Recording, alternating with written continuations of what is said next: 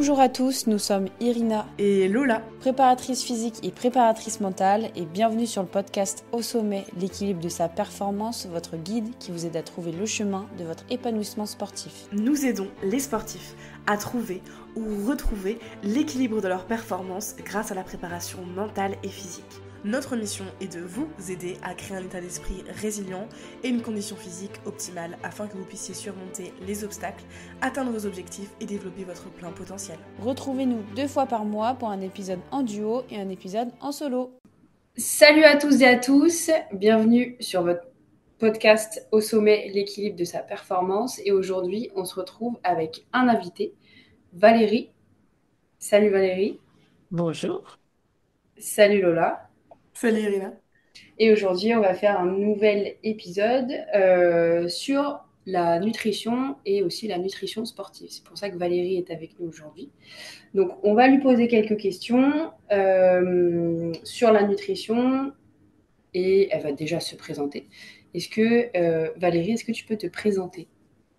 Oui, bien sûr. Alors, bonjour à toutes et tous. Ça me fait déjà très plaisir d'être parmi vous aujourd'hui. Donc, j'ai 53 ans. Je m'appelle Valérie Chiodin. Je vis à l'île de la Réunion depuis un peu plus d'une année maintenant. Et je suis donc coach en nutrition, micronutrition et prévention santé depuis maintenant un peu plus de 6 ans. Voilà, donc j'ai rencontré Lola il y a quelques temps et on a décidé de travailler ensemble et j'ai pu, on va dire, améliorer encore et pousser mes compétences en nutrition sportive. On a toujours à apprendre, c'est ça qui est bien. Derrière moi, j'ai une carrière, on va dire, un petit peu hétéroclite. J'ai fait plein de métiers, que ce soit dans la restauration étoilée, que ce soit dans le professorat, dans la formation, etc. J'ai été entrepreneur quasiment toute ma vie et ben, je le suis toujours. Et ben, je suis ravie de partager voilà, ce moment avec vous et d'apprendre encore plein de choses. Merci beaucoup pour cette présentation. Pour remettre un peu de contexte, effectivement, on s'est rencontrés avec Valérie il y a maintenant un peu plus d'un an, je dirais. Un an et demi. Et on a commencé à collaborer ensemble très vite après notre rencontre, finalement, pour proposer en fait des accompagnements aux sportifs d'un point de vue mental et nutrition, puisqu'on s'est rendu compte chacune de notre côté qu'on n'avait pas forcément les compétences dans ces deux domaines. Donc le fait d'allier un petit peu nos forces permet de proposer des choses un peu plus larges et surtout plus orientées avec des coachs qui communiquent entre eux. Donc c'était un peu notre idée. Donc on a créé un programme qui s'appelle Nutrimental aujourd'hui pour justement accompagner les sportifs dans ces deux domaines-là. Et aujourd'hui, c'est pour ça qu'on avait vraiment décidé d'inviter Valérie pour pouvoir parler un peu plus de ce sujet, parce qu'on avait déjà fait un premier épisode avec une invitée sur tout ce qui était cycle menstruel, comment adapter sa pratique par rapport à son cycle menstruel. Et aujourd'hui, on veut vraiment intervenir sur la nutrition. C'est un domaine qu'on maîtrise pas forcément beaucoup toutes les deux. Donc l'idée de mettre un petit peu en avant cette discipline, apporter quelques conseils pour les sportifs, mais aussi pour les entraîneurs. Donc, est-ce que Valérie, tu pourrais revenir un petit peu sur un petit peu les bases de la nutrition? Qu'est-ce qu'il faudrait connaître en tant que sportif? Quels sont pour toi vraiment les prérequis pour pouvoir être bien dans sa performance et en bonne santé? Oui, alors la première chose que j'ai envie de dire, c'est que la nutrition, c'est tous les jours.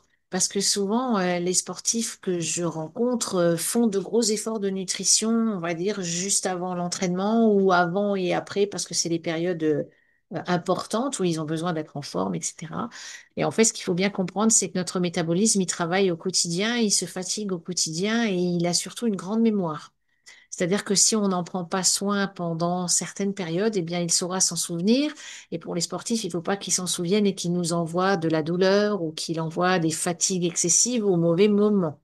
Donc, ce qui est le plus important à retenir déjà, c'est que la nutrition devrait, dans l'absolu, faire partie de notre vie tout le temps.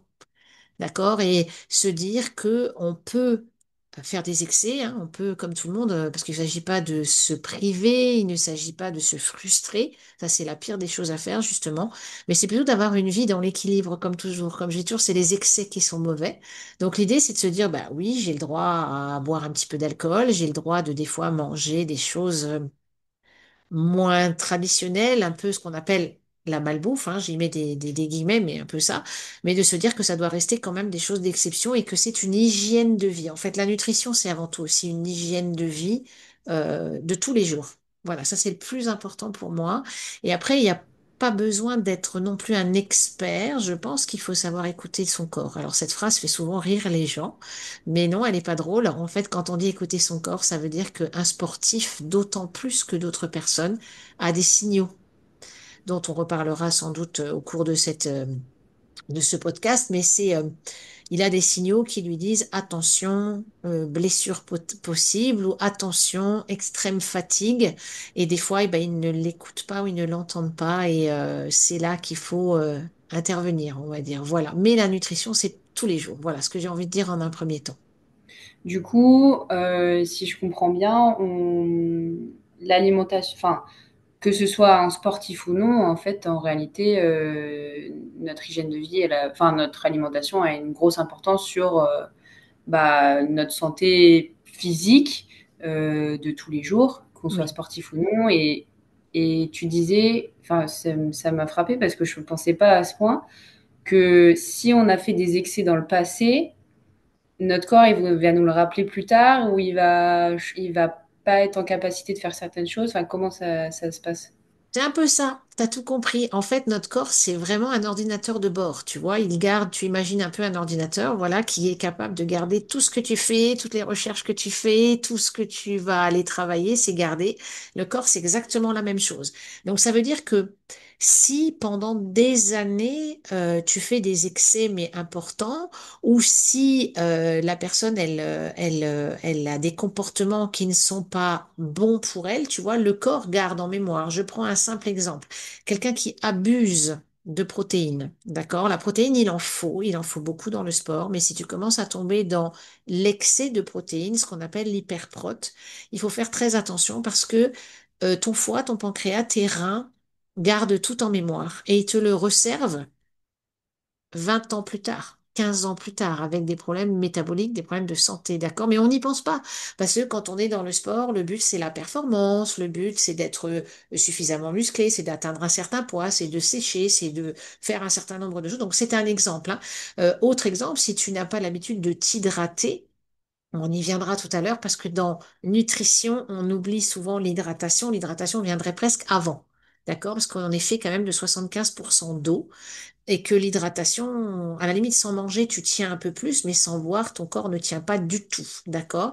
Mais un corps qui est privé d'eau, par exemple, quelqu'un qui va consommer beaucoup d'alcool pendant un temps T de sa vie, alors évidemment, il va, mettons, un moment stopper net, faire un sevrage et dire, bon, ben voilà, en plus, je vais reprendre une activité physique. Et puis pour certains, c'est un déclic d'aller vers une passion, vers un sport. Oui, sauf qu'il va falloir vraiment rééduquer le corps et il va falloir tenir compte du fait qu'on n'en a pas pris soin pendant un petit moment.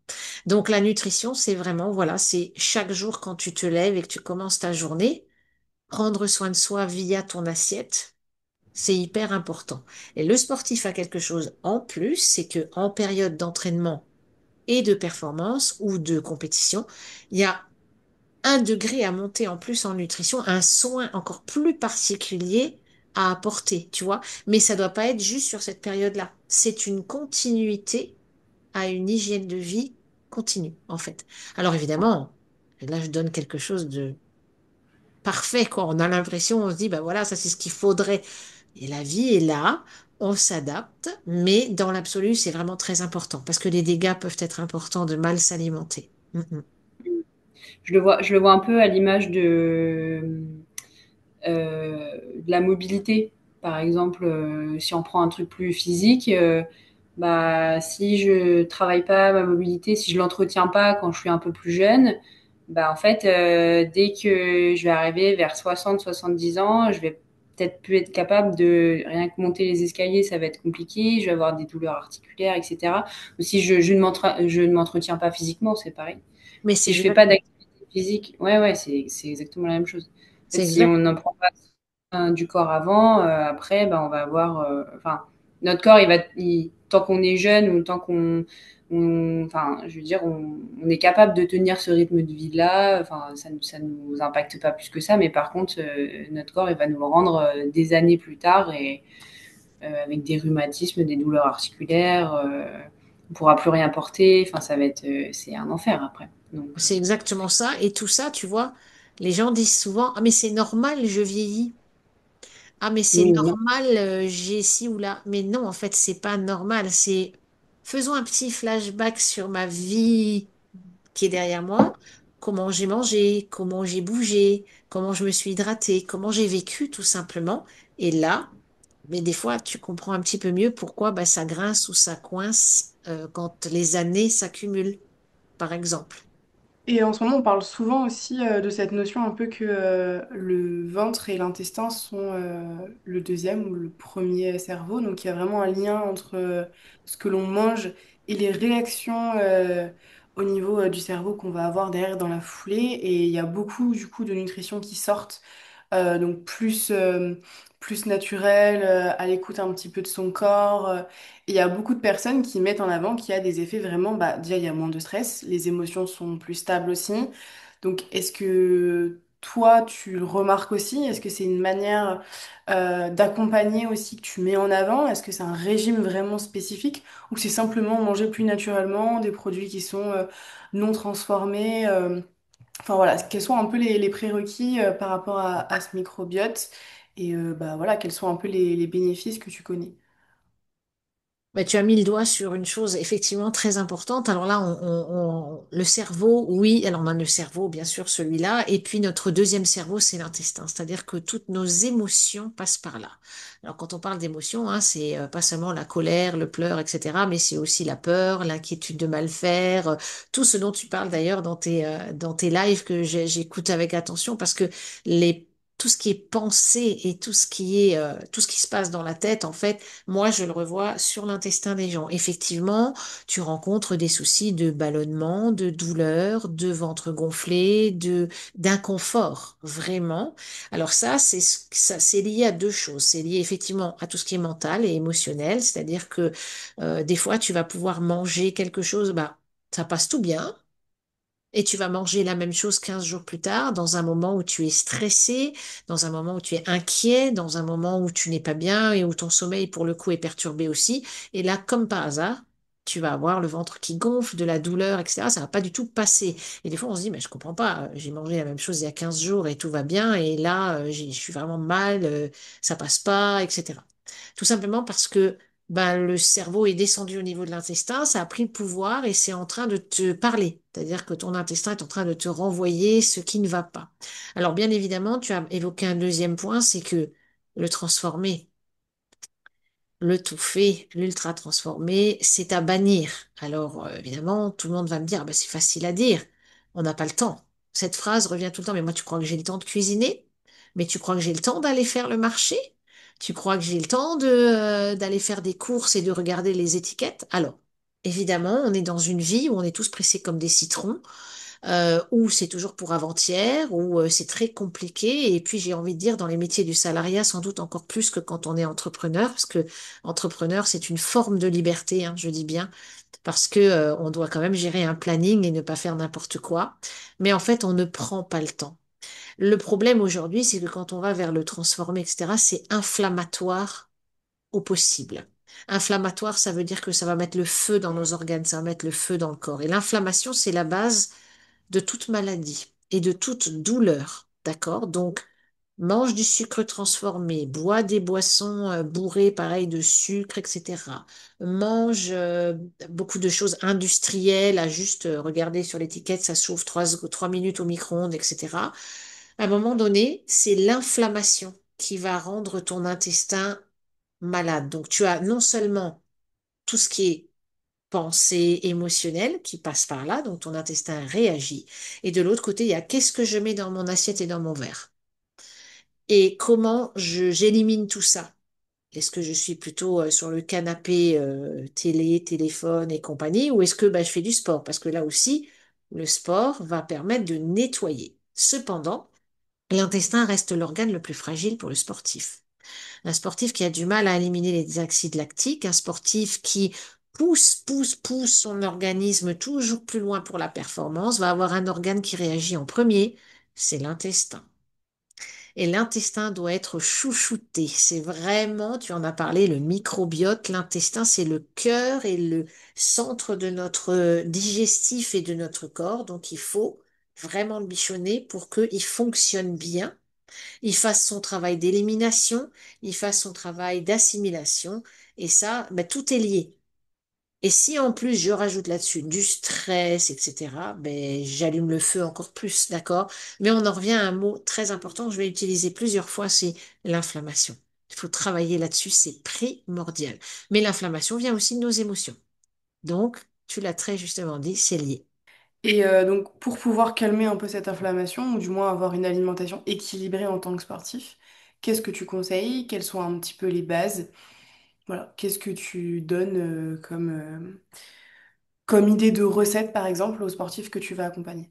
Alors déjà, c'est revenir au plus simple, d'accord? C'est-à-dire ne pas aller chercher à faire compliqué, manger de tout. Alors quand je dis de tout, j'élimine bien sûr la malbouffe, hein. Quand je dis de tout, c'est des choses du quotidien, c'est-à-dire des fruits, des légumes, des protéines, quelles qu'elles soient. Ça peut être du poisson, de la viande, des œufs, des protéines végétales, hein, parce qu'aujourd'hui, on a quand même de plus en plus de personnes qui se tournent vers la protéine végétale tout en sachant qu'elle peut ne pas être suffisante. C'est quelque chose sur lequel je travaille beaucoup. Euh, Manger de tout et plutôt en petite quantité, c'est-à-dire éviter encore une fois les excès, c'est-à-dire un gros petit déjeuner et puis un tout petit peu à midi et puis un gros goûter et puis quasiment rien le soir. En fait, ce qu'il faut éviter, là encore, c'est les montagnes russes alimentaires. C'est trouver, comme tu le disais, le mot équilibre et avoir un peu de tout. Et avoir des petites astuces. Alors, des astuces comme quoi? Par exemple, tout ce qui est cru, le manger en début de repas ou le manger en dehors des repas. Donc, par exemple, tout ce qui est fruits. Très souvent, c'est ben, je termine mon repas par une petite touche sucrée, je vais prendre un fruit. Parce qu'un fruit, c'est bon pour la santé, on est d'accord. C'est pas transformé, souvent c'est bon. Alors bon, vous n'avez pas autant de chance en métropole d'avoir des fois des fruits qui ont du goût, etc. Mais n'empêche qu'on peut en trouver. On est dans il y a des régions où il y a vraiment des bons fruits. Donc tu te dis, super, j'ai mangé un fruit, c'est bon pour moi, pas de problème. Oui, mais pas en fin de repas. Parce qu'en fin de repas, ce qui va se passer, c'est que le fruit cru va rester bloqué derrière un plat chaud. Un plat chaud qui va mettre 2 heures et demie, parfois 3 heures, ça dépend du métabolisme, pour les digérer. Donc le fruit, il attend son tour.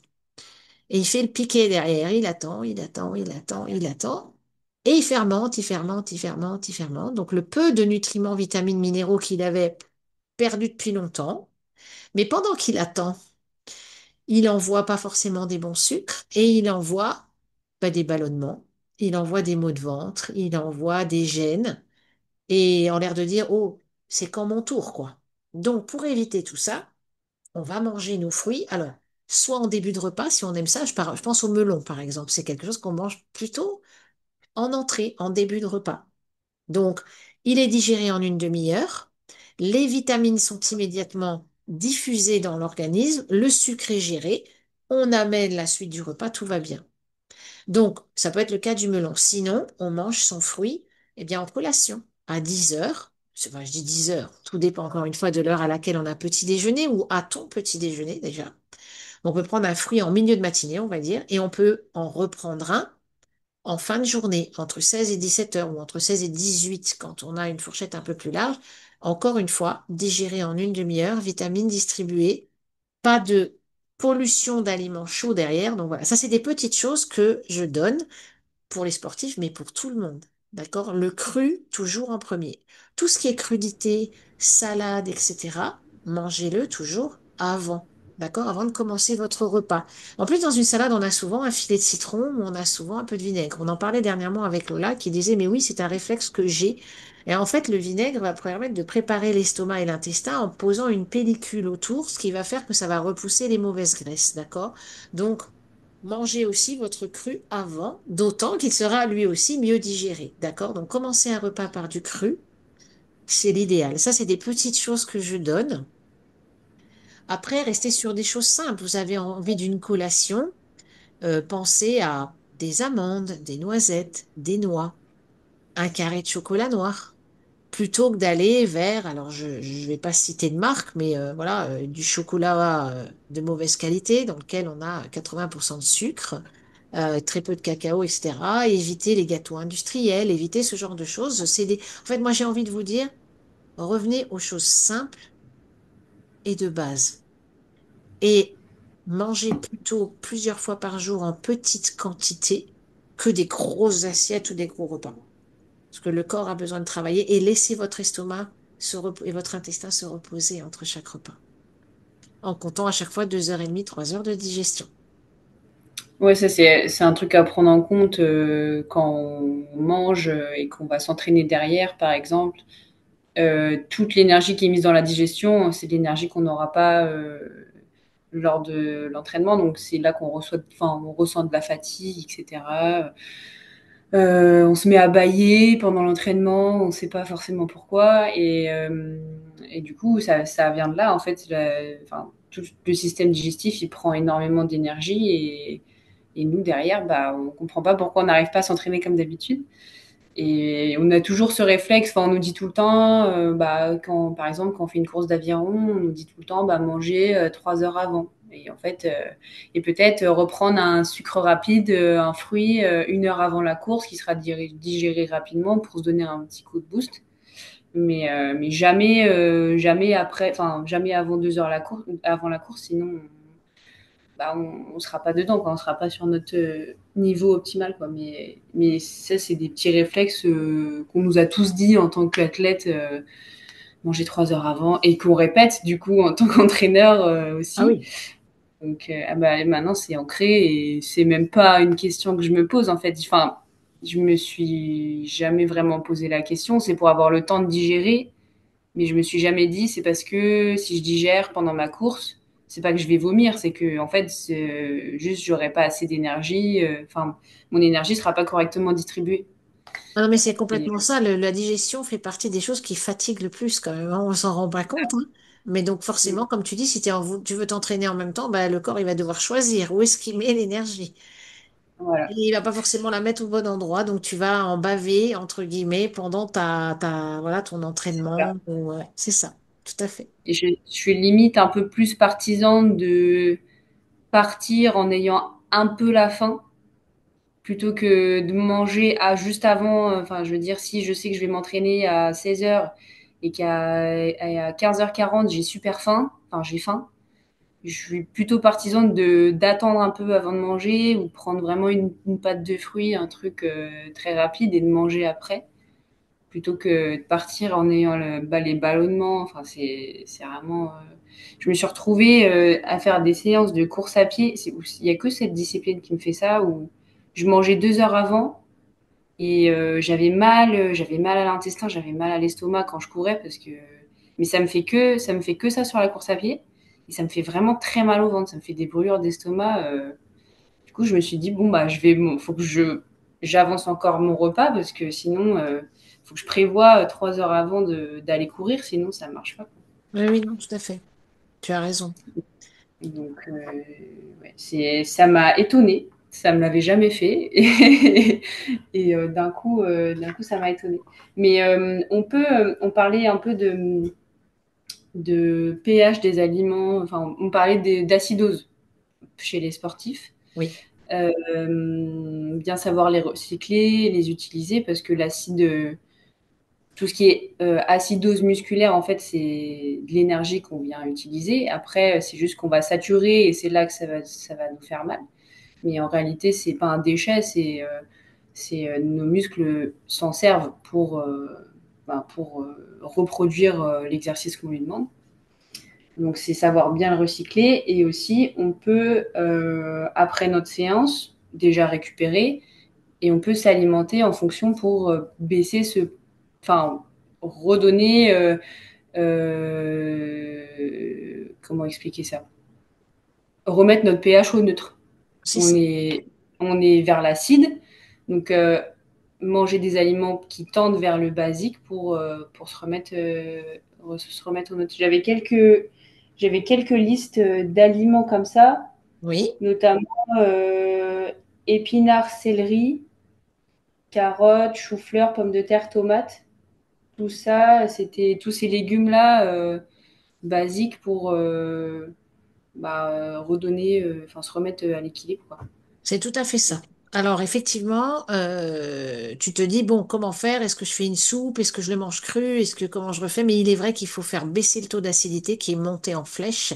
Et c'est ça qui fait qu'après, effectivement, il peut y avoir de la douleur musculaire, des problèmes de récupération. Alors, je vais d'abord te dire une première chose, c'est que avant même de penser à ce que tu vas manger, pense à ce que tu bois. C'est-à-dire Mm. que je ne vais pas pouvoir rentrer dans les détails dans cet épisode-là parce que ce serait trop long et trop compliqué, mais il faut savoir une chose que il est très compliqué de trouver sur le marché des eaux EAUX hein, à boire, qui ne soient pas acides. D'accord? Les eaux en bouteille, les eaux du robinet sont acide. C'est un fait, d'accord? Donc, les plus grands sportifs savent comment faire. Il existe une eau au pH entre 8,5, 9,0 ou 9,5, qui est une eau d'une extrême qualité. Elle est alcaline, d'accord? Elle est antioxydante, donc elle va aller directement travailler sur ta partie musculaire, mais pas que, la partie articulation, la partie digestive, parce que tout est lié, hein, faut bien le savoir, hein, c'est Mm. des morceaux coupés, tout est lié. Si ta digestion est acidifiée, tes muscles vont l'être. Si tes muscles et tes articulations le sont, c'est tout ton corps qui l'est. Enfin bref, c'est vraiment une chaîne, hein. Et donc cette eau avec laquelle je travaille et les plus grands sportifs, parce que des fois on se demande, mais comment des sportifs au niveau courent pendant 5 heures, etc. Là, je pensais à Roland-Garros, hein, on en voit certains, les matchs sont extrêmement longs, et ça, on se dit, putain, mais le gars, il tient la route. Faut pas croire qu'il ait une eau lambda dans sa gourde, hein. Il a cette eau alcaline qui va lui permettre de faire baisser son pH. Effectivement, quand on ne l'a pas, il faut passer par autre chose. Alors, tu passes par l'alimentation, tous les aliments que tu as dit, c'est-à-dire dans le verre. Ce qu'on appelle dans le verre, Mm. alors, tu as nommé la tomate et la carotte, c'est normal parce que c'est riche en lycopène, etc. Donc ça va faire baisser le taux d'acidité aussi. Mais la sphère verte, comme on l'appelle, c'est-à-dire le brocoli, les épinards, etc., ça va remettre ton corps à l'équilibre, d'accord? Et mais ça va prendre du temps. C'est-à-dire que ce n'est pas en une assiette ou une salade que tu vas te faire derrière ou une purée ou peu importe que tu vas y arriver. Ça va prendre beaucoup de temps, d'accord? C'est pour ça que là encore, on peut travailler avec des concentrés de fruits et légumes qui sont crus ou c'est mélangé par petites doses, etc. Moi, je travaille beaucoup avec ce principe-là pour remettre le corps à l'équilibre plus vite. Mais oui, via l'alimentation, il faut aller dans la sphère légumes plutôt que fruits pour faire baisser l'acidité du sportif, mais pas que. Il y a Mm. plein de mélanges de fruits ou de fruits et légumes ou un maximum de légumes et juste un fruit. Tu rajoutes simplement un peu d'orange dans un mélange de légumes et tu vas faire immédiatement baisser ton taux d'acidité. D'accord? Donc à partir de là, ça va baisser au niveau digestif. Qui dit que ça baisse au niveau digestif dit que ça va aller protéger les articulations et les muscles et les tendons et les ligaments. D'accord? Et du coup, tu vas faire un travail de globalité, un travail holistique, comme on dit aujourd'hui. Ce mot-là est très à la mode, mais il faut bien comprendre qu'en fait, tout est comme ça. Il faut pas travailler qu'un truc. Il faut travailler sur un ensemble. Donc, tu rebois bien, tu remanges des aliments qui vont faire baisser l'acidose et du coup, tu vas travailler sur l'intestin, l'estomac et ça va remonter aux articulations, etc. Et donc, ça va te permettre d'avoir, on va dire, vraiment un meilleur terrain. Voilà. Mais ça va prendre un peu de temps. Faut pas être trop pressé si tu ne le fais que par l'alimentation simple dans l'assiette. Si tu ne passes pas par peut-être une alimentation augmentée ou des choses un peu différentes. Voilà. Et si on reste sur une alimentation simple, Mhm. tu dis qu'il y a certains aliments qui vont avoir un impact direct sur des émotions, sur des comportements. Par exemple, quels sont les aliments qui vont avoir un effet anti-stress? Avant une course, par exemple, quand je suis stressée, ou quelques jours avant, est-ce qu'il y a des éléments à privilégier et à éviter pour justement réguler ce stress? Alors, c'est surtout les aliments les meilleurs sur lesquels on va partir, c'est-à-dire que sur les aliments qui sont bénéfiques et qui vont travailler sur un certain apaisement, qui vont t'empêcher de stresser, puis qui vont travailler sur le sommeil aussi, parce que quand on génère un gros stress, le problème c'est que très souvent le sommeil en prend un coup, mais si le sommeil en prend un coup, le corps se fatigue, et si le corps se fatigue, il arrive l'événement ou à la compétition, et ben, il a déjà des manquements. D'accord? Alors, on peut prendre par exemple tout ce qui est banane et l'ananas, etc., ce sont des fruits qui sont riches en magnésium, qui sont riches en fibres, mais faciles à digérer. Donc, on peut manger avant et quelques jours avant, encore plus que d'habitude. On en mange régulièrement, d'accord? Repensons toujours à ce qu'on disait en début tout à l'heure. C'est au quotidien qu'on prépare l'événement, d'accord? C'est pas juste quelques jours avant. Donc, c'est régulièrement manger de la banane, régulièrement manger de l'ananas, mais aussi de l'avocat. L'avocat, c'est quelque chose qui est très riche aussi en protéines, d'accord? Mais donc c'est gras, hein, l'avocat, mais c'est du ce qu'on appelle du bon gras et naturel et cru. Donc ça va amener des vitamines, des minéraux, des oligo-éléments et des bonnes protéines pour aller préparer le muscle, par exemple, mais aussi faire baisser le stress parce que c'est, comment dire, c'est quelque chose qui travaille tous ces aliments. Je vais en rajouter un, le chocolat. Alors le chocolat noir, d'accord? Quand on parle de chocolat, c'est à partir de 70%, c'est du vrai chocolat. Celui-là, il va déclencher notre sérotonine. La sérotonine, tout le monde dit, ah oui, donc je vais roupiller, quoi. Mais non, ça ne veut pas dire que ça va faire dormir. Ça veut dire que ça va apaiser, ça va calmer, ça va gérer le stress. Donc là, on est dans des choses qu'on trouve tous, d'accord? Le chocolat, les bananes. Alors l'ananas, ça dépend des périodes, on n'en a pas toujours du bon. Mais en plus, l'ananas, il va lui aussi préparer l'intestin, c'est-à-dire qu'il va travailler sur la sphère abdominale.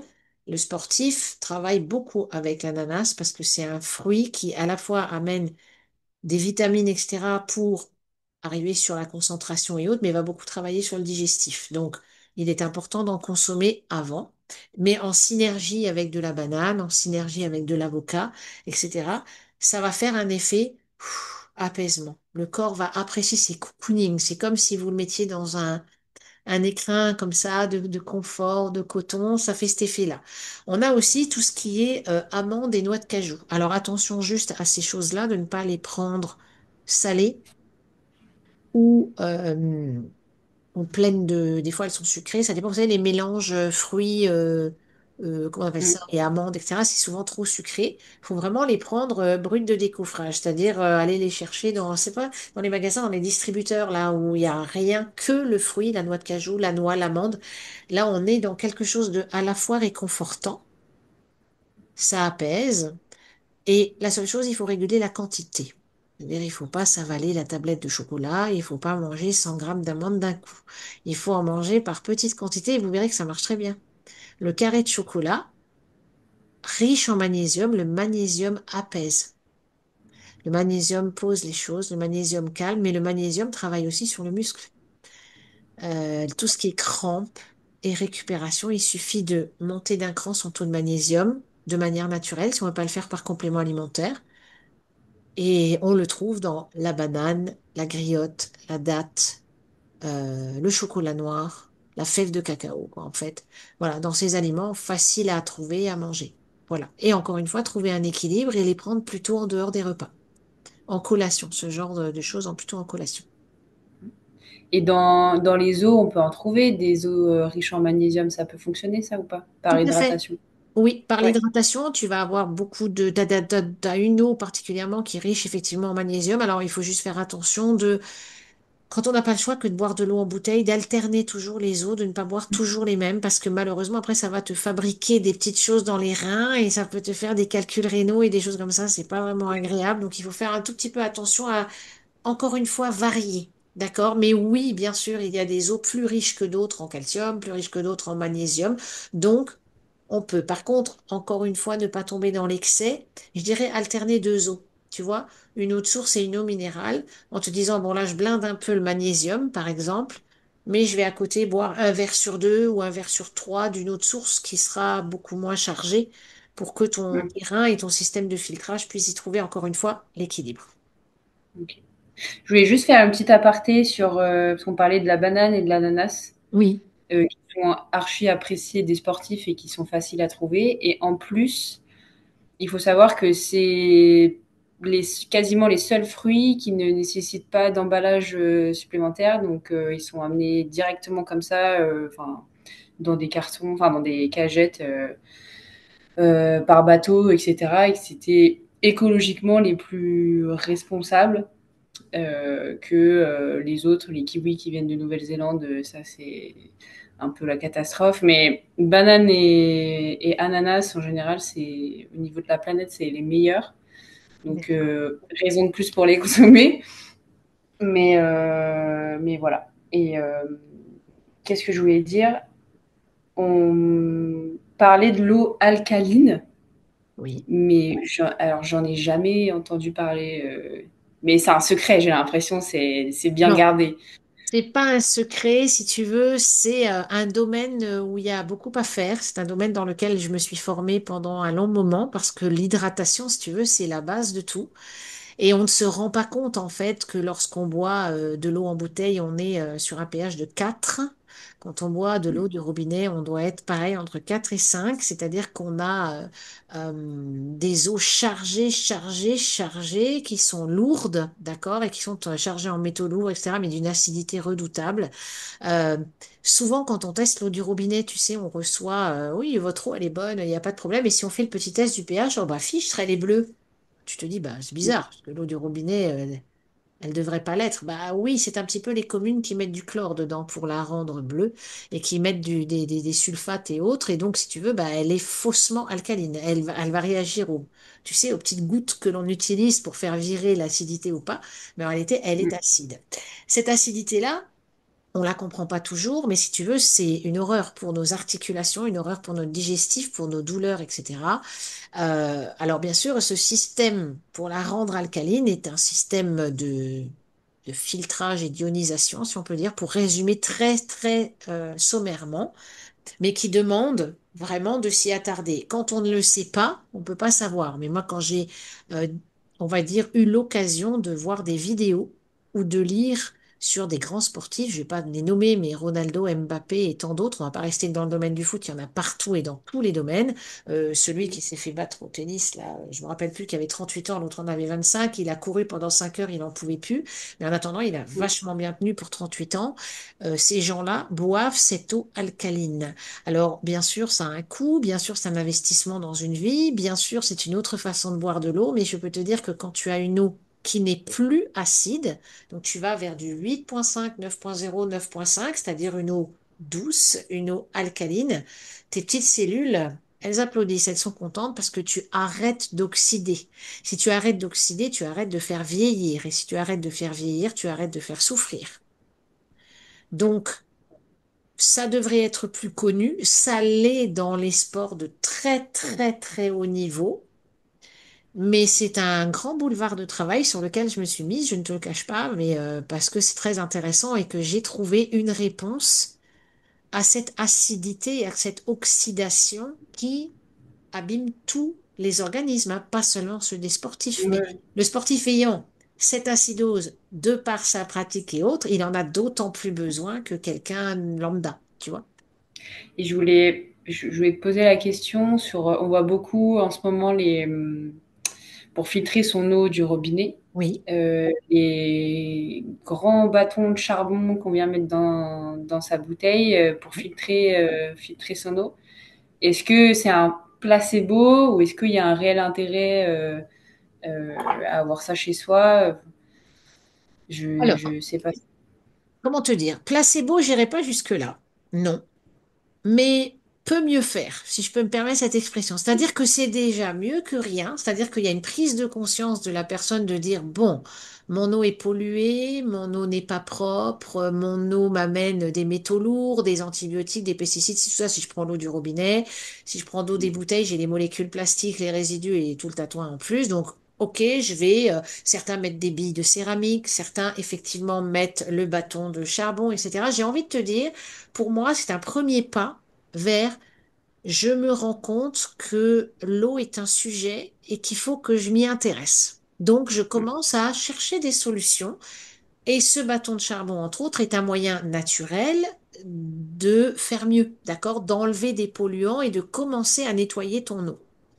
Par contre, après, si tu veux, bah, quand tu commences comme ça, c'est bon signe. Ça veut dire que tu commences à te dire, OK, bon, alors je peux faire quoi encore? Enlever les pesticides, rendre l'eau vivante. Alors l'eau vivante, c'est pas évident parce que quand on remplit une gourde ou deux ou trois ou 10 et qu'on la trimballe, par Mons et par Vaux et il fait chaud et il fait moins chaud, etc. Ben, on arrive au bout, on boit de l'eau morte, hein, voilà. Donc l'eau morte, tu te doutes bien que c'est pas terrible pour l'organisme.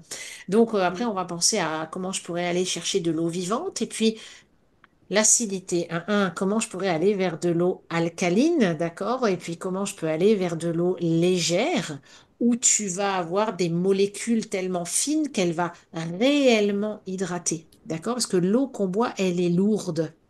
C'est-à-dire qu'elle est faite de grosses molécules, d'accord? Les molécules, tu vois comment on les dessine en science, c'est ces grosses boules, Mm. d'accord? Elles sont lourdes et c'est ce qui fait qu'il y a des gens qui te disent, j'arrive pas à boire. C'est terrible, je bois péniblement 1 litre par jour, même pendant l'effort, je bois pas assez, mais du coup j'ai des crampes, etc. Bah oui, parce que l'eau est lourde. Donc on va vers une eau fine. Mais tout ça, c'est une prise de conscience. Donc j'ai envie de te dire, placebo, non, mais c'est pas suffisant. On peut nettement, nettement mieux faire. Mais c'est déjà chouette parce qu'il y a une prise de conscience de l'eau est un sujet. Et il faut qu'on y travaille et ça va arriver de plus en plus dans les consciences. L'eau, il va falloir qu'on y réfléchisse tous avec beaucoup de soin. Et les sportifs d'autant plus. S'ils veulent performer plus longtemps, le but, ça va être aussi de vous faire performer plus longtemps. Et de pas dire à 35 ans, je suis à la retraite du sport que j'aime. Mais non, je peux peut-être aller au-delà parce que j'ai travaillé en amont. C'est vrai que c'est un sujet qu'on ne parle pas forcément assez. Et dans les clubs où je vais, il y en a que quelques-uns où il va y avoir des fontaines à eau. Ah, Mm. mais c'est vraiment bah, des sports de haut niveau, quoi. Et c'est encore pas très répandu. Mais c'est vrai que même quand on la boit, il y a un goût qui est différent. Enfin, on sent que c'est pas une eau classique, en fait. Et il y a un goût de reviens-y, en fait, parce que tu te dis, bah, c'est vachement agréable. En plus, elle est fraîche, etc. Donc c'est vrai que c'est un sujet qu'il faudrait encore plus creuser et ça pourrait faire l'objet d'un épisode entier, je pense, parce qu'il y a tellement Oui, de tout choses à fait. Je pense à aussi, parler. par exemple, une question, est-ce que vous savez que l'eau et notre hydratation se calculent par rapport à notre poids? Souvent, on entend, ah bah, il faut boire à minima 1,5 litre, 2 litres par jour. Ça, c'est ce qu'on entend partout, d'accord? Même les médecins nous disent ça. Ils disent, bah voilà, il faut bien s'hydrater, il faut boire à minima. Mais en réalité, quelqu'un qui fait 150 kilos, qui fait du judo, de la boxe, vous voyez, ces sports de masse, comme je les appelle. Et une petite danseuse étoile qui fait 1,50 m tout mouillé, 47 kilos, et le judoka, et le jockey qui fait du cheval, et en aviron, et machin. Et puis l'homme et la femme. Eh ben, en réalité, tout ça, ça se calcule. Donc, on ne boit pas la même chose quand on fait 47 kilos que quand on en fait 80 ou quand on en fait 100. Et ça, très peu de gens le savent. Mais Mais ça paraît logique finalement. exactement, Comme l'alimentation, c'est pareil. Enfin, la danseuse étoile va pas manger autant que le judoka et enfin on est et d'accord. puis surtout en fonction de l'activité physique, s'il y en a, bah, ça va encore changer. Donc c'est finalement c'est logique. Tu as Mais utilisé le bon mot, logique. c'est logique. Mais je pense que toute la sphère médicale utilise ces recommandations pour inciter les gens à boire parce on boit pas assez. Enfin, l'humain lambda ne boit pas assez, à part si on a pris conscience un peu de ça. Donc, je pense qu'avant de connaître ses besoins propres en eau, il faut boire assez. Puis après, on verra le reste. C'est ça. Prendre conscience qu'il faut boire suffisamment et qu'il ne faut pas attendre d'avoir soif. C'est trop tard. Mm. Quand on dit j'ai soif, ton corps il est déjà déshydraté à je sais plus combien de pourcentage, je vais pas le dire parce que je vais me tromper, mais c'est trop tard. Dire j'ai soif, c'est trop tard. Et moi, je l'ai encore vérifié en rando il y a 2 semaines de ça. J'ai randonné avec des personnes plus âgées, 76, 82 ans, d'accord, et qui avaient leur gourde avec le petit tuyau, tu sais, dans le sac, donc de quoi vraiment même pas besoin de s'arrêter, nanana. Et je leur disais, tu as bu, tu as bu? Non, mais j'ai pas soif. Je faisais les gros yeux tout de suite. Je disais, non, non, on n'attend pas d'avoir soif. On boit régulièrement, par petites quantités, mais on boit, on hydrate en permanence, surtout dans l'effort, quand ça grimpe et tout. Le j'ai pas soif, pas bon. Parce que avoir soif, c'est trop tard. Et si on revient un peu sur le côté alimentation, Oui, tu nous expliquais un peu sur ce côté anti-stress, réconfort. oui. En cas de blessure aussi, avec cette inflammation, est-ce qu'il y a des aliments à préconiser? Est-ce qu'il y en a à éviter? Au niveau de l'inflammation, tu as dit, c'est ça, parce que le son était... Inflammation, blessure. Ah ben, inflammation, blessure, oui. Alors, euh, il faut encore une fois rester sur des choses comme, on va dire, la famille des choux est anti-inflammatoire. Alors, mais pareil, il faut pas en abuser trop, sinon c'est l'intestin qui va pas bien, hein, on est d'accord. La famille des choux, on sait qu'il faut faire en quantité raisonnable.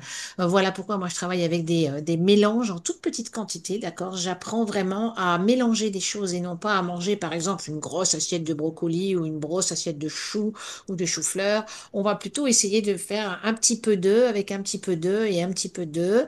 Et on va aussi aller travailler sur les omégas anti-inflammatoires. Les omégas, on parle beaucoup de l'oméga 3, de l'oméga 6, de l'oméga 9, ça sert à quoi? C'est des bons acides aminés, c'est ce qu'on appelle les bons gras dont notre corps a besoin, d'accord? Parce que souvent, pareil, les gens ne savent plus comment manger. Oui, mais ça c'est gras, je vais pas le manger. Oui, mais ça c'est sucré, je vais pas le manger. Non, non, faut bien faire la différence entre les bons sucres et les mauvais sucres, les bons gras et les mauvais gras.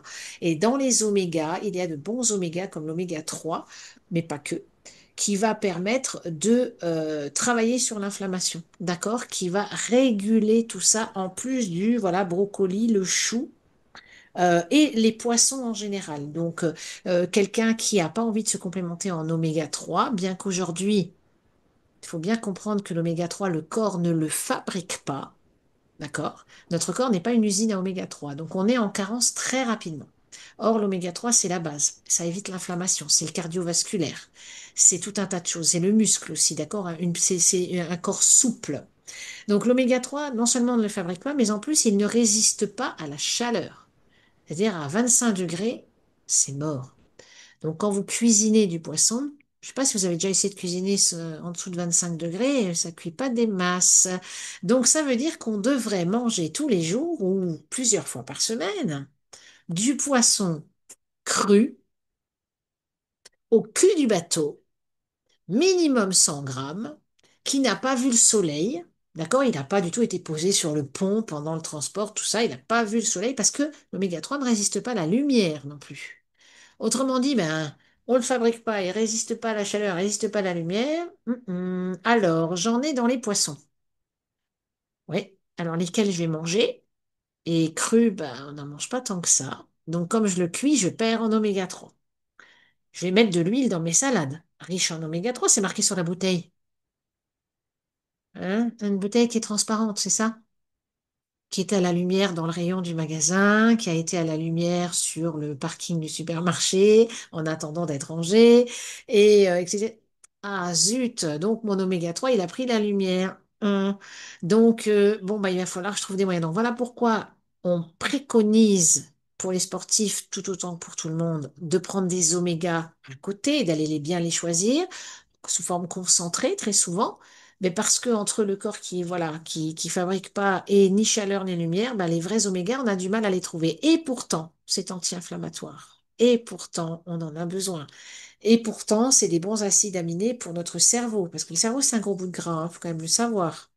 Mais il faut bien le nourrir, faut pas lui donner du frites, mayonnaise, burger. Il faut lui donner des vrais bons acides aminés, des bons gras dans le poisson, etc. Mais qu'on cuit. Donc, on perd encore en nutriments et en apports.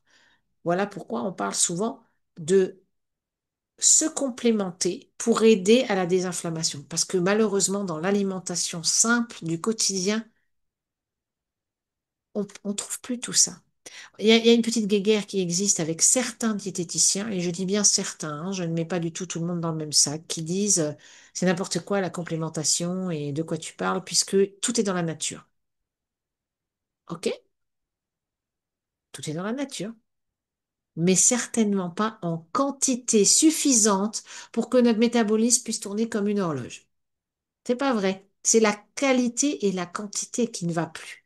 Donc on commence à se complémenter. Aujourd'hui, un sportif ou un tout un chacun doit se complémenter. C'est pas une option. Dame Nature n'est plus ce qu'elle était et ne nous apporte malheureusement plus ce dont notre corps a besoin pour bien fonctionner et ne pas s'inflammer, et ne pas envoyer de la douleur et ne pas déclencher des maladies. Donc, on se complémente. Mais on fait attention avec quoi et en choisissant avec soin. Et il Voilà. y a cette grande question dans l'alimentation, là, Mhm. c'est vaut mieux la quantité ou la qualité? et je trouve que c'est un débat qui est très souvent mené. Donc, quel est ton avis sur cette question? Hmm. Alors moi, je vais beaucoup plus vers la qualité personnellement et je fais mes accompagnements et mes coachings en nutrition sur la qualité et parfois en petite quantité, des choses plus concentrées, des choses plus réfléchies, de te dire que par exemple, va vers une poêle. Si on enlève tout ce qui est complémentation ou alimentation augmentée, d'accord? Si on reste vraiment dans ce que me donne la nature et puis mes poêles, mes casseroles et mes assiettes, va plus vers une poêlée de légumes dans lesquels tu vas avoir un mélange de brocolis, d'épinards, de haricots verts avec une pointe d'ail, etc., etc. Ajoute-y du curcuma pour désinflammer si tu en as. Euh, Prends des légumes multiples, d'accord? Ou des fruits multiples. Fais une salade de fruits avec de l'ananas, de la banane, de la griotte ou de la cerise ou un peu de kiwi, etc. Fais des mélanges plutôt que de dire pendant une semaine, je vais manger que du brocoli, je vais manger que de l'ananas, je vais manger 1 kilo de bananes, etc. Non, parce que là, encore une fois, on va tomber dans l'excès, on va avoir un problème de digestion derrière, on va redéglinguer le truc. Alors que là, si tu commences à faire des petits mélanges, en essayant de faire des synergies en fait entre tel légume, tel légume, tel légume, et puis tiens, si je rajoute un peu de curcuma, eh bien, je vais pouvoir, c'est un bon épice qui donne du goût en plus, eh bien, je vais apporter le côté désinflammatoire qui va désinflammer, pardon. Donc, tu parlais tout à l'heure d'aliments, eh bien, l'épice telle que le curcuma, par exemple, est un excellent épice pour désinflammer. D'accord? Je fais une petite parenthèse. Moi, je vis à La Réunion. Les personnes âgées vivent très, très, très âgées. Et elles marchent encore, et elles bougent, et elles se mettent dans leur jardin et tout. Et pourtant, elles font quoi de plus? Vous savez quoi? Elles mangent du curcuma à la petite cuillère, comme je dis, depuis qu'ils sont tout petits. Parce que ça fait partie de leur culture. Mais le curcuma, c'est franchement, au niveau des anti-inflammatoires, waouh, c'est de la bombe atomique. Vraiment. D'accord? Et privilégiez les top, top, top.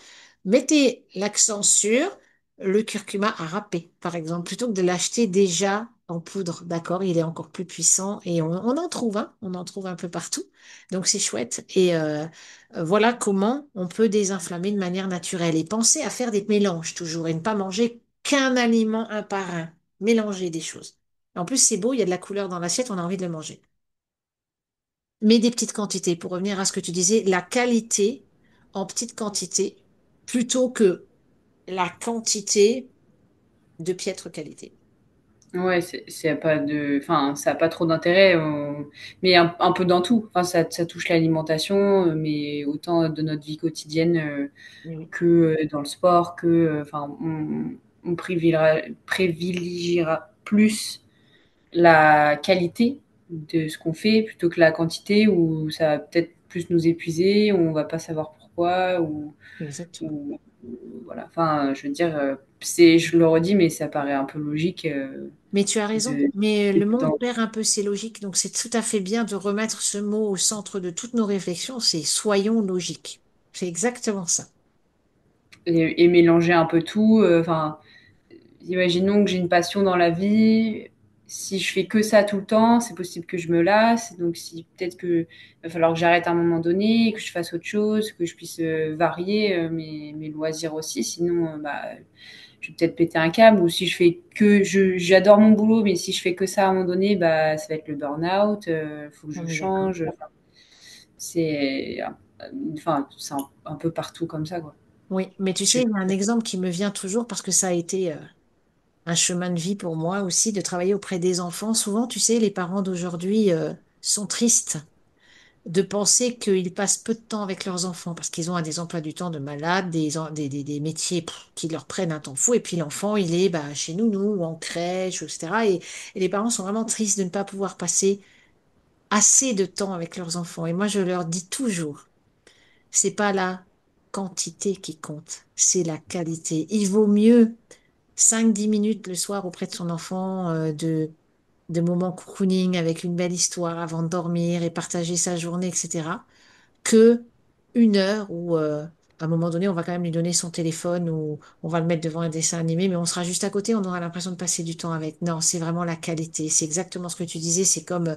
et l'équilibre. Encore une fois, entre la vie pro, la vie perso, ce qu'on met dans nos assiettes, comment on s'hydrate, comment on vit, comment on partage notre temps, tout est une question d'équilibre en fait.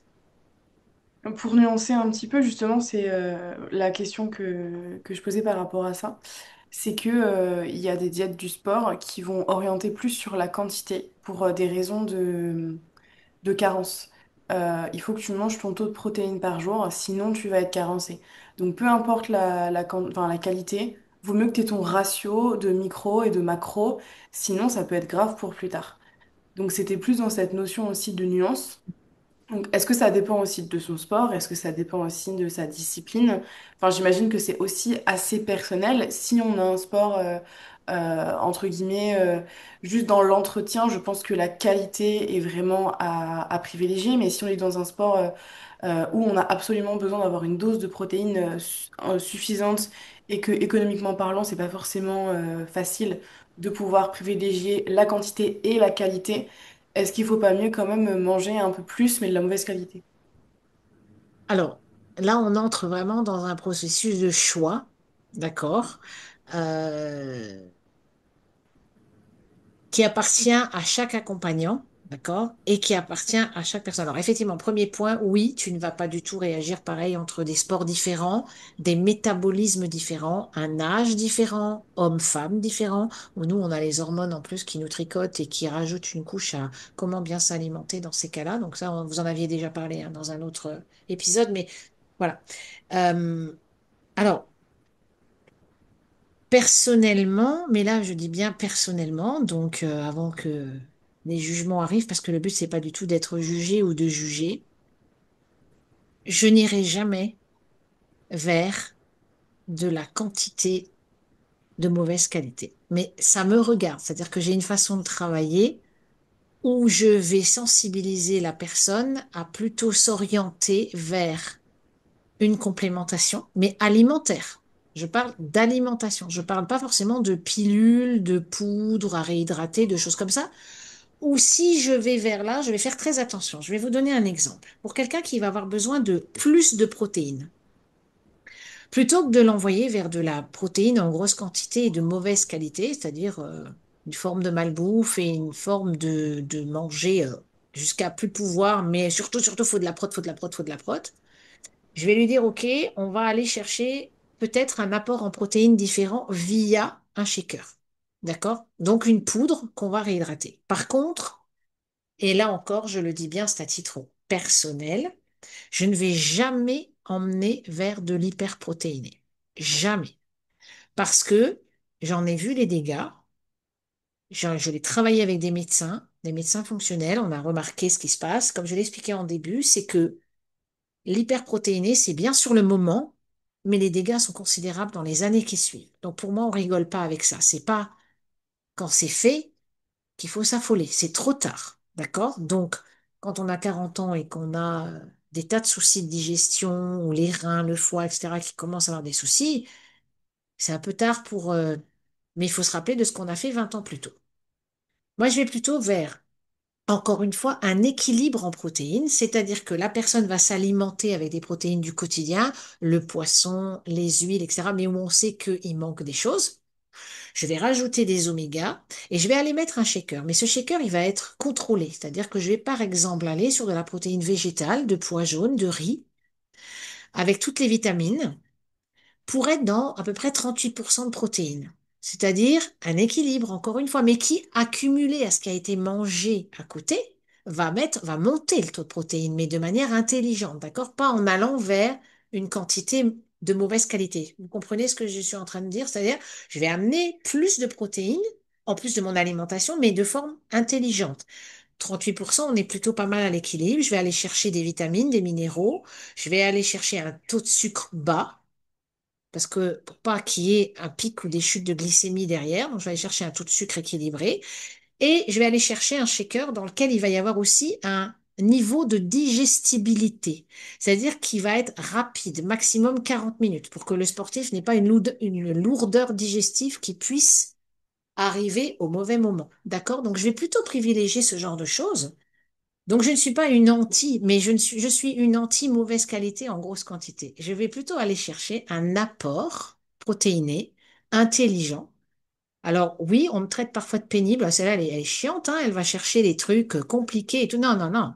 Je pense à la personne qui est en face de moi et j'ai pas envie que dans 10 ans, elle se dise, punaise, à l'époque, j'ai pris ça, j'ai pris ça, j'ai pris ça, et maintenant voilà le résultat. Non, on augmente, mais en cherchant une vraie bonne protéine, qui de toute façon va être un plus, mais sans être de l'hyperprot trop dosé. On va vraiment chercher, encore une fois, l'équilibre. Ce mot-là, de toute façon, il revient dans mon vocabulaire 15 fois par séance. Trouver son équilibre. Et les protéines, même s'il en faut plus, il faut aller chercher une bonne protéine. Par exemple, est-ce que ça répond à ta question? Oui, oui, ça répond à ma question. Mais du coup, enfin, peut-être que tu pourrais nous expliquer une journée typique, par exemple, bah, pour un rameur qui va avoir deux courses dans une journée, sur un week-end, qu'est-ce qu'il doit manger le matin? Est-ce qu'il peut prendre une collation? Qu'est-ce qu'il mange le midi? Pareil, est-ce qu'il y a une collation entre les deux courses? Mhm. Si, admettons, il y a une course à 10 heures, une course à 15 heures, voilà, quels sont un peu les repas typiques? Et en fonction de la discipline, donc là on est vraiment sur du spécifique, mais voilà, si on peut avoir un peu une idée. Bien sûr. Alors, on a pris l'aviron parce que c'est un sujet qui nous tient à cœur et qui est une discipline en plus assez particulière. Parce qu'en plus, Lola, tu m'expliquais que parfois vous aviez une course le matin, puis une autre l'après-midi. Donc, c'est au milieu de tout ça, comment je tiens le cap sur toute cette journée-là. Alors, je vais recommencer par répéter ce que je t'ai dit. Déjà, c'est tout au long de ta vie et de ta semaine qui précède et des mois qui précèdent où tu as une hygiène de vie, d'accord? Parce que ton corps, il a besoin d'être suivi. Il a besoin d'être entendu et pas juste au moment T, parce que tu n'arriveras jamais à rattraper des carences ou des mauvaises habitudes en quelques jours ou quelques heures, d'accord? Il faut bien te dire que c'est un travail au quotidien, d'accord? Et que le corps te remerciera 1000 fois et te renverra de l'énergie, de la force, pas de douleur, de l'endurance, parce que tu l'auras respecté tout au long de ta vie, d'accord? En fait, le respect, lui, te le renvoie fois 10, ok? Alors, on va commencer par un petit déjeuner. Alors déjà, avant même de prendre un petit déjeuner, tu commences ta journée par un verre d'eau, d'accord? Avant même de manger. Tu bois un verre d'eau de 25 centilitres minimum. Pourquoi? Parce que il faut appeler ton estomac et lui dire, Allô, on va se mettre en route, là, il y a du boulot, je vais commencer à manger, d'accord? On lui met pas tout de suite platch le repas dans le ventre, on va le faire redémarrer. On en prend normalement deux des verres d'eau. Mais beaucoup font un verre d'eau et un verre de, avec un peu de jus de citron dedans, une petite cuillère de miel et une eau tiède. On détoxine ces toxines accumulées la nuit et on lance l'estomac dans son travail de digestion, d'accord? Donc, soit on prend deux verres d'eau parce qu'on n'aime pas le citron, on n'a pas envie le matin, ça va pas, voilà. Soit on aime bien et on fait d'abord le verre d'eau, puis un verre avec un peu de citron pressé, une pointe de miel et on met un peu d'eau tiède, d'accord? Parce que l'estomac, il faut savoir qu'il monte à 60 degrés pour digérer. Donc, on l'aide à monter en température doucement. Donc, ça, c'est avant même de déjeuner, ok? Après, on prend un petit déjeuner et on va commencer par un apport en vitamines. Donc, ton fruit, tu vas le manger en premier. Une petite banane. Je dis bien une petite, hein, on n'est pas obligé d'aller chercher le régime de grande banane. On prend une banane de taille raisonnable parce que c'est calorique la banane, hein, c'est quelque chose qui cale bien. On va chercher un kiwi. On va chercher en pleine saison, ben, on a fait un peu de salade de fruits, donc on va prendre une salade de fruits qu'on aura préparée soi-même la veille, dans laquelle on n'aura pas mis de sucre blanc, on n'aura pas mis de sucre raffiné, on va plutôt aller mettre un filet de miel ou un filet de sirop d'agave, par exemple, qui est un sirop naturel non transformé, sucré, avec indice glycémique très bas, mais pouvoir sucrant haut. Donc la veille, tu t'es pris. Oui, je t'en Est-ce que je peux prie. te poser une question? C'est venu comme ça. Est-ce que le sirop d'érable, ça peut rentrer dedans ou pas? Oui, il rentre dedans, alors en plus petite quantité parce que c'est fort sucré, mais le sirop d'érable Oui, ouais. vient d'un arbre, d'accord, d'une feuille Oui, d'arbre, oui. etc. Donc oui, on est sur le même principe, l'agave étant un cactus, etc. C'est pareil. Voilà, donc on évite les sucres blancs, mais par exemple, la veille, on s'est préparé une petite salade de fruits ou le matin, on a le temps, ben, on coupe. Alors pareil, si on peut, c'est l'idéal, faire une demi-clémentine avec un quart de banane et puis quelques fraises parce que c'est la saison et puis un demi-kiwi. Encore une fois, tu amènes la synergie de différents fruits et pas qu'un seul. Donc c'est top. Ça, c'est dans l'idéal. Je commence mon petit déjeuner comme ça. Après, j'amène de la protéine. Alors, le matin, c'est le moment où on devrait manger salé et gras. Alors, quand je dis salé, ça ne veut pas dire sursalé, ça veut dire on évite le sucre, on évite la confiture, on évite ce genre de choses, les céréales achetées en commerce bourrées de sucre raffiné, etc. On va plutôt vers le salé quand on aime. Mais en principe, on arrive à basculer petit à petit. Donc, on va manger du jambon. On va manger de la viande de grison, par exemple, qui est pas trop grasse, mais hyper protéinée. On va même manger, pour ceux qui aiment, du saumon. On va aller manger un petit peu de fromage. On va aller manger un œuf. Donc, en tous les cas, il faut mettre une protéine. Certains n'y arrivent pas, donc ils vont aller chercher un peu de fromage blanc. Un bon fromage blanc. Là encore, n'allez surtout pas vers les 0%, etc., qui sont transformés et vraiment mauvais. On prend une vraie protéine, on mange un peu de fromage blanc, du bon fromage blanc de qualité, ou un bon yaourt. D'accord? Si on est contre le lait de vache, avant même que ça soit posé comme question, allons vers le chèvre ou la brebis. Aujourd'hui, il y a plein de choses, voilà. À savoir que les yaourts végétaux n'ont pas les mêmes apports. On fait attention, d'accord? C'est pas les mêmes protéines. Donc, on va ramener de la protéine. Et on va ramener un féculent. Alors un féculent, on oublie le pain blanc, on oublie les viennoiseries, on oublie tout ça, on va plus vers des pains spéciaux. Un pain complet, un pain aux céréales, un pain noir, un pain du sportif, comme il en existe avec des cranberries, des tas de choses dedans. Et si on peut, on le grille à minima. On le passe au grille-pain. Pourquoi? Parce que le fait de le passer au grille-pain, sans le faire forcément trop griller, juste un peu toasté, ça va brûler l'amidon qui est dans la mie. L'amidon, c'est du sucre. Le sucre se transforme en gras. Le gras, on le stocke, le mauvais gras. D'accord? Donc, en mettant ce pain de qualité dans le grille-pain, on lui enlève une partie du mauvais. D'accord? Donc, on a là un vrai petit déjeuner qui va tenir. Donc, normalement, avec un petit déjeuner comme ça, pas besoin de collation. Sauf si le déjeuner a été pris à 6 heures et qu'on a une compétition, qu'on a des choses comme ça, d'accord? Donc là, on va faire ça, encore une fois, on va s'adapter, d'accord? Mais sur une journée de compétition, tu vas pouvoir à ce moment-là rajouter quelques, je dirais, un fruit avant de partir à ta compétition. Un fruit, une demi-heure avant, d'accord? Ou quelques noix, c'est bien aussi. Si maintenant le petit déjeuner n'a pas été complet comme je l'ai annoncé là, là, on peut introduire un shaker de protéines intelligentes. D'accord? Pas d'hyperprot comme je disais tout à l'heure, un vrai bon shaker qu'on va prendre dans ce cas 40 minutes à peu près avant sa compétition ou son entraînement, qui va être digéré hyper vite, puisqu'on parlera de haute digestibilité, d'accord? Qui va amener une poussée de protéines sans trop de sucre et qui va éviter les pics et les chutes de glycémie pendant l'effort. D'accord? Donc ça, c'est les deux cas. Soit je peux prendre un super bon petit déjeuner qui va du coup se digérer en douceur et qui va tenir sur le temps. Soit je n'ai pas le temps ou l'envie. Et dans ce cas-là, je peux intercaler un shaker intelligent. Par exemple, et avec ce shaker, un fruit que je vais prendre quand même avant le shaker, même s'il se digère vite. Mais je vais mettre des vitamines et des protéines. D'accord? Ensuite, on arrive au déjeuner. Ce déjeuner-là, on va le gonfler en protéines.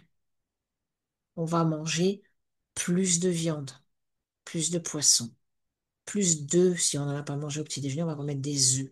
On va monter le taux de protéines, surtout si on a une compète encore l'après-midi, d'accord?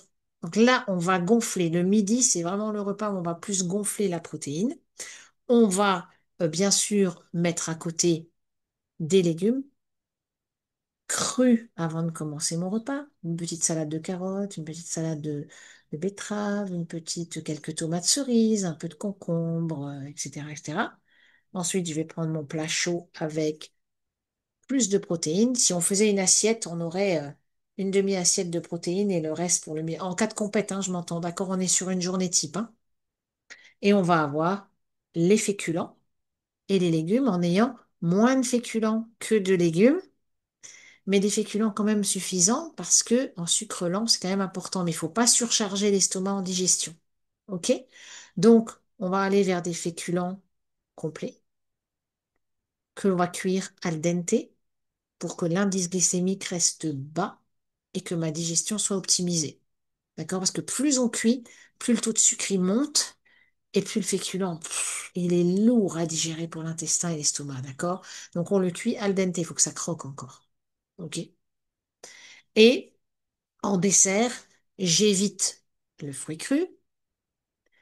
Je reviens sur ce que j'aime, j'ai envie de dire un truc un peu classique, sans, on évite tout ce qui est crème pleine de sucre, hein, d'accord, les crèmes vanille, les crèmes chocolat, les crèmes comme ça, on va plutôt vers un yaourt nature, et on va mettre quoi dedans?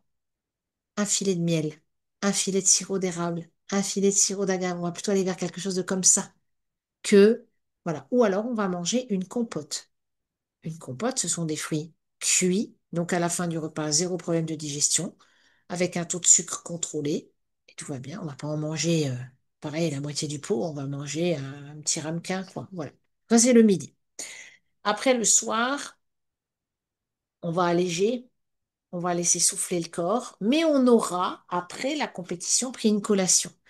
Et là, cette collation, elle peut être différente. Alors, elle peut être soit de fruits crus et d'oléagineux, donc noisettes, amandes, tout ça, et un carré de chocolat. On a le droit de se récompenser. Aussi, on a fait un effort, le corps a besoin de réconfort, il a besoin d'être chouchouté. Soit on sait et on connaît son corps et on sait qu'au niveau récupération, au niveau musculaire et autres, on a obligé de travailler, on a besoin de la protéine. Et à ce moment-là, on va refaire un shaker. Encore une fois, en protéines contrôlées, on peut en refaire un parce que là, on va travailler dans je récupère, je répare, j'aide mon corps à se refaire. D'accord? Ça va? Voilà. Donc, pensez à toujours avoir de l'énergie.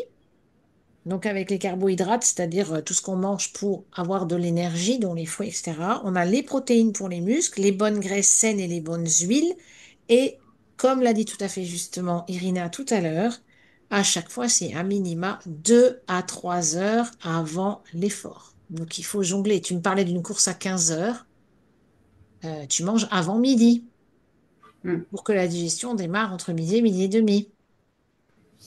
Parce que si tu commences à manger à midi, et que la digestion, elle démarre après, tu n'as plus le temps, enfin, tu risques une lourdeur digestive à un moment donné. Et donc, j'en reviens à l'hydratation. Là, c'est avant, pendant et après l'effort en grande quantité. Et éviter les oui, mais je vais pas boire beaucoup parce que je vais avoir envie de faire pipi. On va transpirer pendant l'effort. Le corps a besoin de. Donc, forcément, on n'a pas beaucoup envie de faire pipi, ça s'élimine autrement. Donc, on boit avant, pendant, après. Ça va? Je, ouais, je pense que c'est un peu, enfin, dans ce monde-là, on privilégie énormément les sucres lents, tout ce qui va être féculent, pâtes, riz, Oui, bien sûr. euh, surtout les pâtes. Je vois les jeunes Complète. pouvoir manger. Souvent, moi, c'est des pâtes complètes, mais en bonne quantité et pas beaucoup de légumes en général et protéines, ça va. Enfin, c'est assez correct, mais c'est souvent beaucoup, beaucoup de pâtes parce qu'ils se disent bah, j'ai plus d'énergie, il va falloir que je mange à fond et finalement, c'est peut-être pas la chose à faire, quoi. Surtout le midi, entre deux courses, je les vois avec leur gros Tupperware de pâtes et je me dis bon, bah, c'est peut-être un peu beaucoup là. En général, ils mangent la moitié et puis ils laissent à côté en plus. Donc voilà, et j'ai le souvenir de ça, c'est un souvenir en tant que rameuse où mon entraîneur il nous disait, enfin on faisait notre course, on avait une course l'après-midi et du coup après notre course dans l'heure qui suit, on avait une bouteille de ceinture à boire, donc d'un litre 25 je crois, ouais, un litre 25 avec deux carrés de sucre dedans et un sirop type grenadine ou un truc comme ça.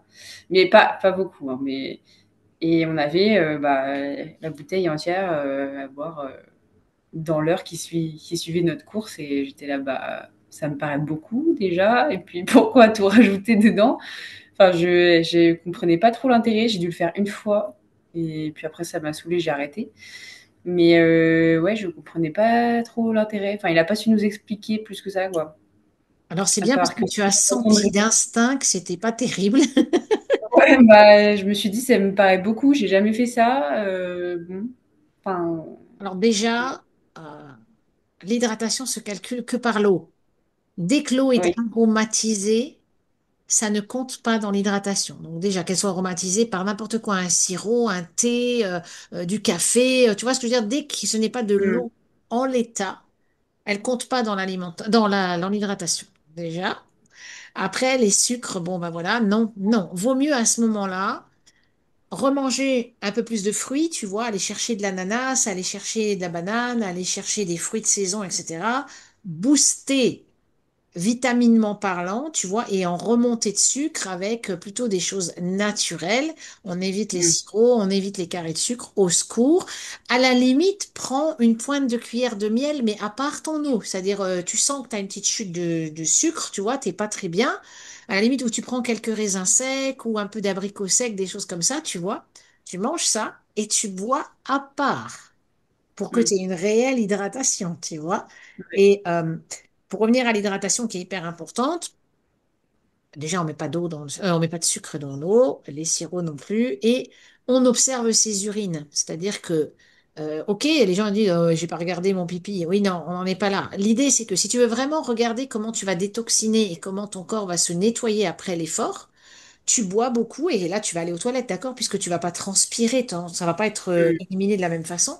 Quand tu vas aux toilettes, tu observes et dès que ça commence à redevenir clair, parce que tu vas voir qu'après l'effort, tes urines, elles sont serrées. Et c'est normal, c'est blindé de toxines. Puis tu vas beaucoup boire, boire, boire, tu vas retourner plusieurs fois vers pipi et aux toilettes et puis les urines deviennent claires. Et à partir de là, tu dis, OK, je peux ralentir un peu le rythme d'eau, je peux un peu ralentir tout ça, c'est en train de, ça y est, le corps se nettoie, tout va bien. Ça paraît bête, hein, mais c'est tout simple à faire. On regarde juste Mm. ce qui se passe et on voit bien le changement de couleur. Ok, ça va mieux, je peux réduire ma boisson doucement, mais on continue à boire. Et du coup, tu disais que à partir du moment où on rajoute un truc dans l'eau, ça rentrait plus dans l'hydratation. Non, Est-ce que on voit beaucoup de sportifs, surtout les sports d'endurance, rajouter des électrolytes dans leur eau? ouais, je sais. Donc c'est des sels minéraux. Enfin, je saurais vraiment pas. L'eau, elle a un goût salé. C'est et du coup, on a l'impression de s'hydrater. Enfin, de s'hydrater pendant. C'est surtout pendant l'effort qu'on fait ça. Alors, c'est vrai que Euh, ça pousse un peu l'hydratation. C'est encore différent quand tu mets des sels ou des électrolytes, comme tu dis, c'est différent de la menthe ou des feuilles de je sais pas quoi et du café truc. Tu vois, c'est encore différent. Mais ça pousse l'hydratation. Là encore, on en revient au fait que si tu n'as pas une bonne eau alcaline, antioxydante, hydratante parce qu'à molécules fines, tu es, mm, pour certains sportifs, effectivement obligé de rajouter des électrolytes ou du sel, enfin, etc., etc. Un tout petit peu, ça pousse l'hydratation, si tu veux, parce que ben, c'est encore pas assez connu qu'on peut faire autrement. Donc oui, mm, ça encore, c'est encore différent, tu vois. Là, moi, je parlais ouais, vraiment de, tu sais, les gens qui disent, ah, mais moi, s'il n'y a pas minima un sirop dans mon eau, je peux pas boire. Ou s'il n'y a pas de... ouais, ouais. Et là, à partir de là, si tu veux, ça ne rentre pas dans ta comptabilisation d'hydratation. Ça ne te fait pas de mal de boire du thé ou du café. Il ne faut pas abuser comme toujours, mais ce n'est pas comptabilisé dans ton taux d'hydratation. D'accord? L'hydratation, c'est de l'eau. Mais les électrolytes sont encore à part. Je pense qu'on a fait un peu le tour aujourd'hui de cette question. Est-ce que Irina, tu as encore des questions à poser? Ou est-ce que Valérie, tu as encore des choses à partager? Est-ce qu'on t'avait prévu, histoire de résumer un petit peu, un dernier petit jeu, on va dire, où simplement on cite des choses et tu dois dire si oui ou non tu trouves que c'est bien, tout simplement, On dans peut. le monde. Ok. Donc, oui ou non, les boissons énergisantes, type Red Bull. Non. Et Mhm. catégorique. Parce que effet secondaire, parce que mauvais pour la santé, parce que non. Quitte à dépenser quelque chose, puisque ça a un coût, hein, puisqu'on parle toujours, on en revient quand même à qu'est-ce que ça coûte tout ça. Dans ce cas, on va plutôt aller chercher un concentré de fruits, d'accord, en petites gourdes, qu'on va prendre 6 grammes de concentré de fruits avec un chouïa de guarana naturel qui, en synergie, va faire 1000 fois l'effet du Red Bull sans les effets secondaires et les effets négatifs. Donc, c'est un clair non. Ok. Oui ou non, les compléments alimentaires? Oui et non. C'est-à-dire, plutôt alimentation augmentée, comme fruits et légumes crus, vivants, propres, que l'on consomme sous forme d'alimentation au quotidien tout au long de sa vie. Et quand même un petit oui pour de bons compléments alimentaires, mais qu'on va aller bien choisir pour qu'on ait une biodisponibilité qui soit relativement bonne et qu'on ait surtout du naturel et du pur si on choisit des omégas, si on fait de temps en temps une cure de magnésium ou de spiruline ou des choses comme ça, de bien faire attention aux provenances et à la manière dont c'est encapsulé. Rester au plus près de la nature et non pas des montées en température pas possible où en fait il n'y a pas beaucoup d'effets. Donc se rapprocher de quelqu'un qui s'y connaît pour se faire guider. Ok. Oui ou non, électrolytes avant ou à l'effort? Ou après l'effort? Avant et après, pas forcément. Pendant, oui, si on n'a pas cette eau particulière. Hmm. Mais pendant, oui. Avant, après, non. Moins. Oui ou non à la compote? Ah, alors oui ou non à la compote, ça va dépendre quand est-ce qu'on va la manger et de quelle qualité elle est. Encore une fois, si on va taper dans 25% de sucre, de fruits, pardon, pour tout le reste de sucre sur 100 grammes, c'est même pas la peine. Si on est sur une compote maison ou sans sucre ajouté, oui, pourquoi pas, parce qu'on va quand même avoir un petit apport en vitamines au niveau des fruits. Ok. Mais c'est le taux de sucre qu'il faut contrôler, c'est surtout ça. Ok. Oui ou non aux pâtes de fruits? Alors, idem, la pâte de fruits, c'est bon et moins bon, c'est que c'est couvert de sucre, d'accord? Donc, regardez dans vos pâtes de fruits, c'est la première chose, vous scrutez le taux de sucre qu'il y a dedans et on peut en manger, disons, raisonnablement, mais pas trop. Je préfère un fruit sec. Plutôt Ah, qu'une pâte de fruits, je préfère un abricot sec, un raisin sec, des bananes séchées. Vous voyez ce que je veux dire? Plutôt que vraiment la pâte de fruits où on a un taux de sucre. ok. Donc, oui ou non pâtes de fruits? Pardon, fruits secs? Plus les fruits secs que les pâtes de fruits. À choisir, il vaut mieux des fruits secs. En regardant Ok. toujours et encore la qualité, la provenance et le taux de sucre. Ok. Quand on est à plus de 7 grammes, voire 10 grammes au 100 grammes, partez en courant, quoi. Ça va pas. On est dans des taux de sucre qui sont pas bons. Oui ou non à l'eau gazeuse? Alors, l'eau gazeuse, oui, pour désinflammer, dans certains cas, elle peut faire du bien, d'accord? Ou en cas de blocage digestif, mais proportionnellement, 2 litres d'eau plate pour 1 litre d'eau gazeuse, c'est-à-dire moins que de l'eau plate, d'accord? Mais oui, elle peut intervenir parce qu'au niveau des inflammations, elle est pas mal. Mais pas trop, et alors là, bon, voilà, attention au taux de sel. Je suis désolée, mais on tape sur des choses qui me concernent dans mon métier. Donc, l'eau gazeuse est bonne, mais souvent, il y a un taux de sel dedans, vous le remarquerez. Donc, choisissez une eau gazeuse dont le taux de sel est au plus bas. Mais elle fait du bien. Par exemple, SodaStream? C'est mieux parce que c'est du maison, donc t'es pas mal. T'es pas mal. Mm. Ok. Sinon, il me semble que Salvetat, c'est la moins salée. Tu as raison. Je savais pas si j'avais le droit de dire des marques dans ce genre de choses qu'on fait, mais oui, alors la Mm. Salvetat fait partie des meilleures, voilà. Les moins salées, ouais. Oui ou non aux fruits? Ah, oui, oui, oui. Et en les mangeant au bon moment, comme j'ai expliqué, en dehors des repas, en début de repas, et en mélange et en synergie, oui, parce que antioxydants bourrés de flavonoïdes, bourrés de polyphénol, riche en sucre naturel non transformé, qui est le fructose. Donc oui, oui et encore oui. Mais attention à son intestin quand même de ne pas dépasser ce qu'on peut manger en fibres. C'est toujours pareil, hein.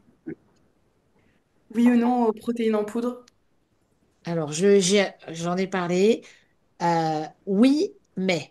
C'est-à-dire avec de la protéine contrôlée, avec des taux de protéines régulés et en faisant bien attention à ce qu'on choisit, éviter de tomber dans l'hyperprot et l'hyperconsommation. Mais on peut y avoir recours de manière, encore une fois, intelligente et équilibrée. Et enfin, oui ou non au coca avant la course? Non. 27 morceaux de sucre blanc raffiné, pas bon. pic, chute de glycémie, non. Donc, il y a d'autres choses. On prend, voilà, un concentré de fruits avec un peu de guarana. On va prendre autre chose de naturel, mais le coca, c'est une catastrophe.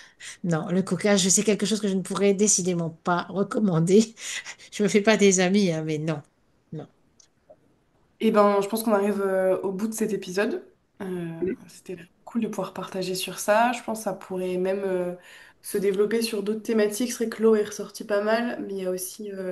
enfin, là, on a quand même parlé d'une manière très globale, mais peut-être qu'on peut le faire aussi d'une manière plus spécifique sur certains points, ce qui sera intéressant. Donc, pourquoi pas te retrouver dans d'autres épisodes si tu le souhaites. Voilà, est-ce Plaisir. que Irina, t'as quelque chose à rajouter?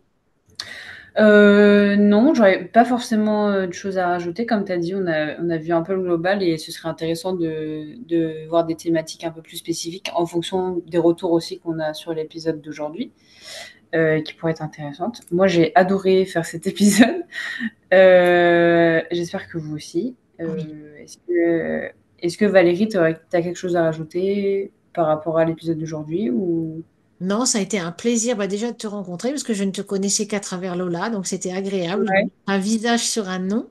Et j'ai trouvé ça très agréable. Je n'en avais jamais fait, j'ai pas honte de le dire. C'est mon premier épisode de ce style-là. Et j'ai plutôt fait des réels avec d'autres personnes. C'est encore différent, hein. Mais franchement, c'est chouette. Et je trouve que c'est un beau partage parce que c'est des expériences différentes, des questions qui s'enchaînent. Et on a toujours, comme tu disais, Lola, à rebondir. Donc non, ça a été un plaisir pour moi aussi. J'ai pas vu le temps passer en fait.